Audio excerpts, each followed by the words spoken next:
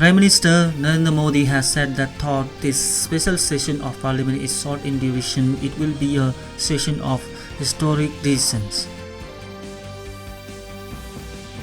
The Parliament's special session starts on Monday and will end on Friday. Parliament will shift to the new building on the auspicious occasion of Ganesh Chaturthi on Tuesday.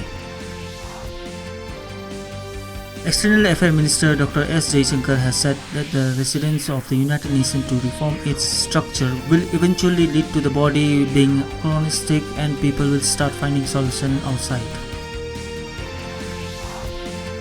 Shantiniketan has been included in the UNESCO World Heritage List. The UNESCO made the announcement in a post on X.